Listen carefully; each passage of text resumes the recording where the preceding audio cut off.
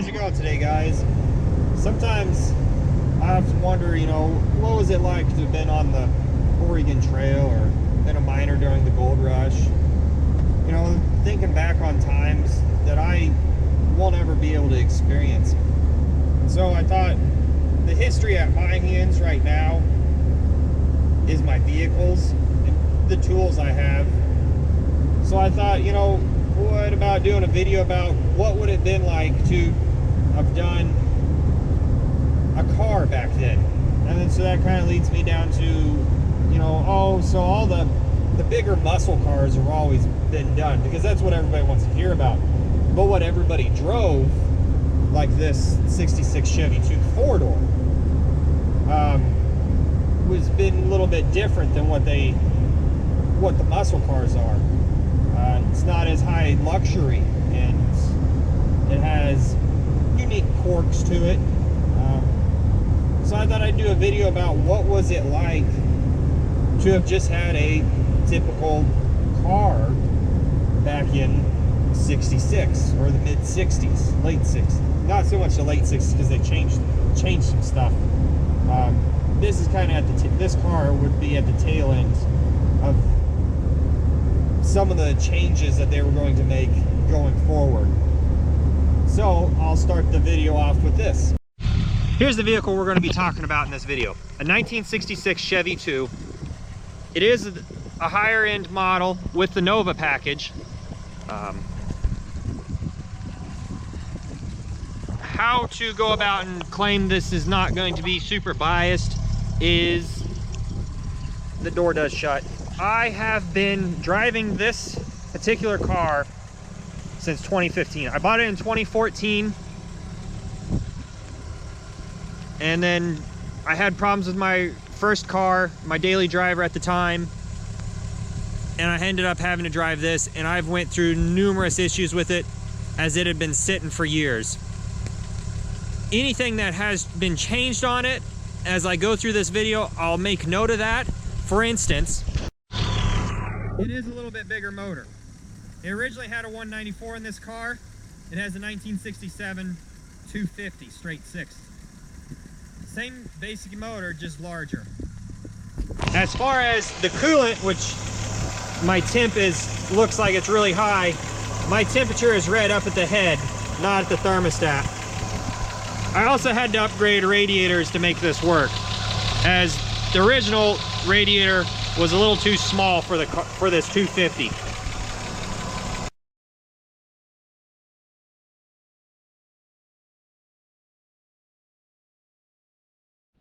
As far as safety on these cars, there's not a lot. There's some. You do have lap belts, which are just 2-point lap belts, and a padded dash, which I'm not sure if this is an upgrade for this car or not. I know on 63s, it was an option to be added onto. Otherwise, you just have a metal dash. The steering column is a little bit different. It doesn't have a rag joint, so it is not collapsible. It is a solid rod bolted in to the gearbox up to this nut that's under this button. As you can see here, no rag joint. Here's a slightly better example. You can see the rod goes straight into the steering gearbox.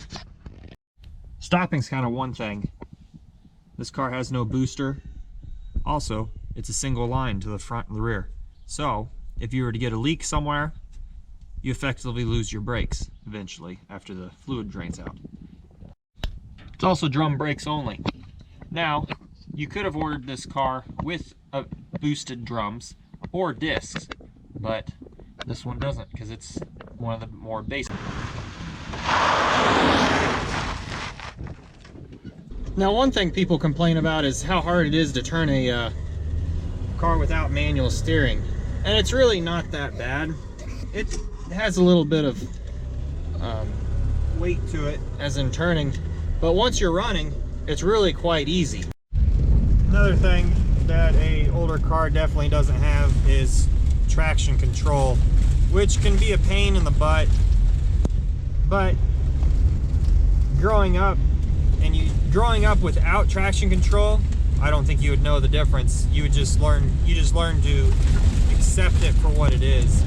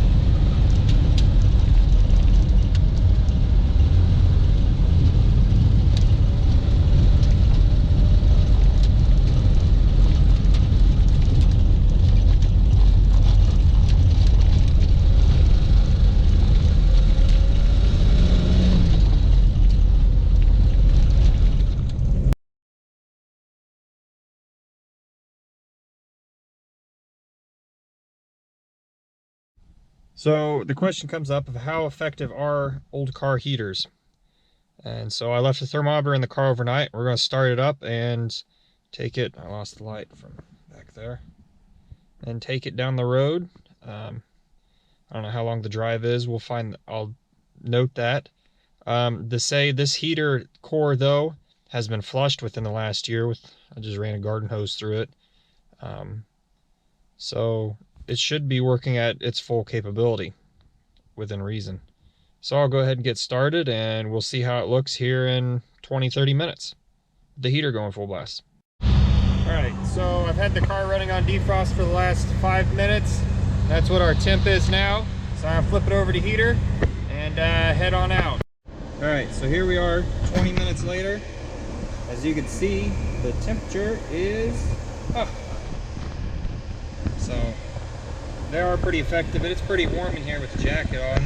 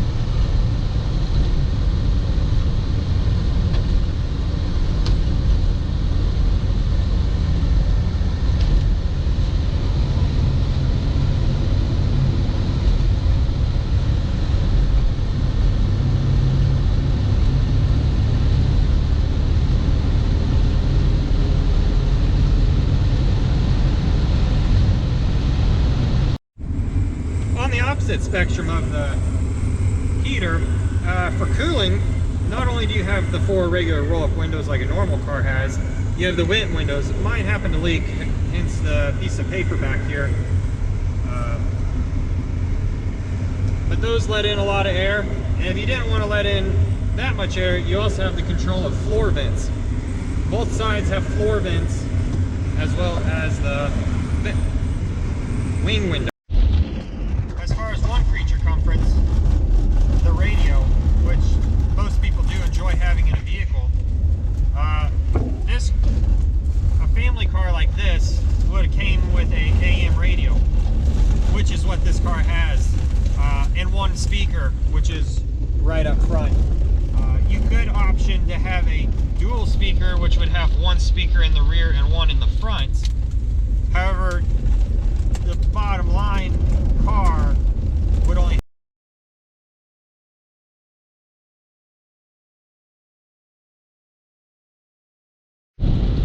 windshield wipers in this car are a little bit different than what most people are used to, especially if you drive newer vehicles nowadays. So you got a low speed, and then you got this mad rush speed, and then off. Let's get that set right, and then off. There we go.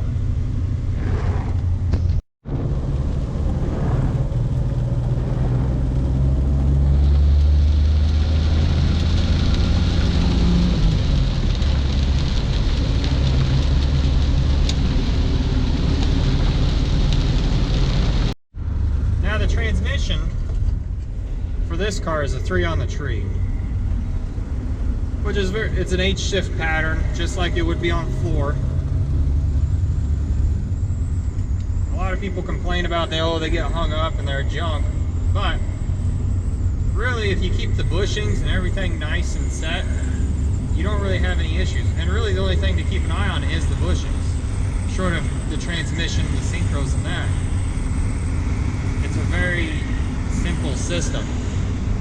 It's very handy. You can slide across the bench and not run into the stick shift. The only time that mine gets hung up is between first and reverse, and that's when the car is rolling backwards by itself as I'm trying to put it in reverse. That's when it tends to get caught up. The fix to that is to shut the car off, put the parking brake on, get out. You'll see one lever will be down on the steering column. You pop it up, now you're back into neutral. You get back in the car, start it, and go. At least that has been my experiences with this transmission.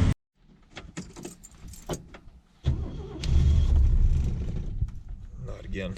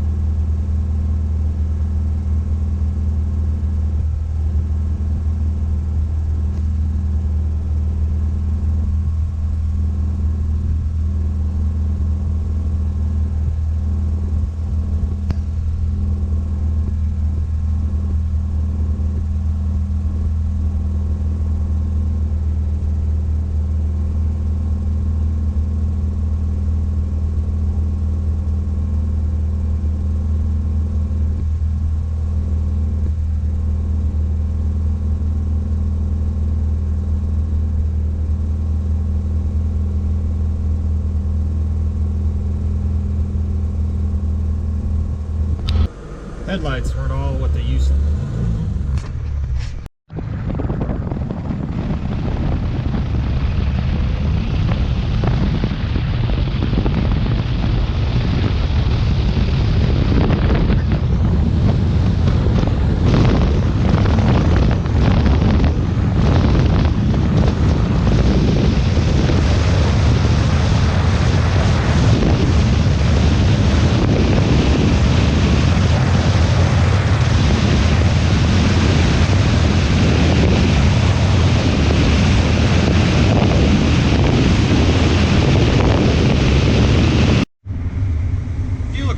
Something people talk about quite a bit nowadays. I don't think it was such a big deal back then as gas was cheaper. I will say with this car, with the original motor I had in it, it was getting between 16 and 20 miles a gallon, depending on whether it was winter and how, you know, basically warm up time. And people say, oh, you don't really need to warm up cars, but on a straight 6, you kind of have to, especially if you don't have a heat riser. You got that long intake, and by the time that fuels that is atomized and down those long cold intakes, it just cools back up. So nowadays, with a slightly bigger motor in here, I'm only getting between 14 and 16 miles a gallon. Sometimes in the winter, if I have to let it warm up quite a bit, it gets a lot less than that. Again, driving it back then, you probably wouldn't be super worried about it.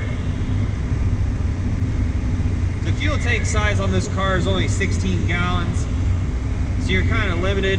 It makes it easy to fill up because it doesn't have a clicker like modern cars do, where it'll shut the pump off readily available. It has a tendency to just blow out the fill hole. Hence why that filler neck on that side of the car has ate the paint away. You'll see that, you'd have seen that previously.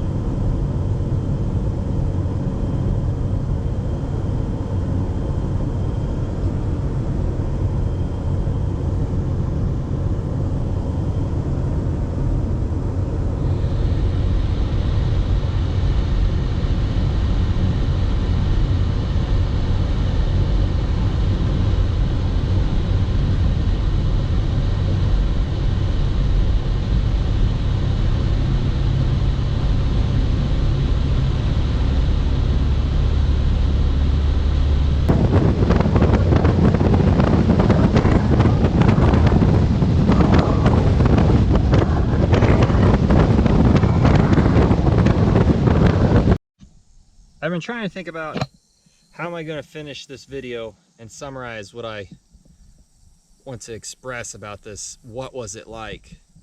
Although it wasn't as popular as the two doors, and definitely not as popular today, but gaining in popularity, the 66, 67 Chevy 2s are, they would have been the same as a two-door.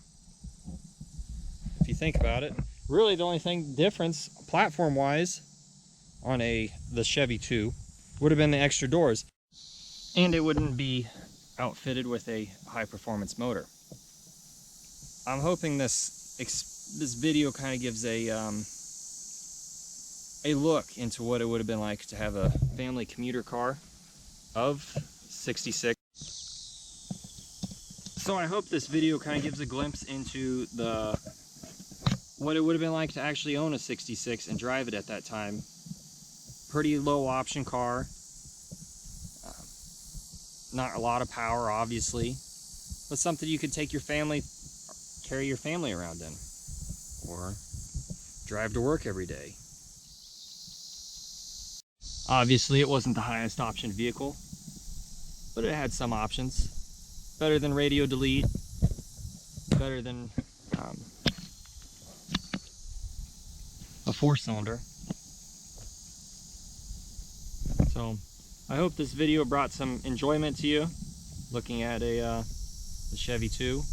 Hopefully it brought some memories back, possibly. There's a good chance that I'll edit this video in the future and continue this project as I get feedback from people. Thanks for watching.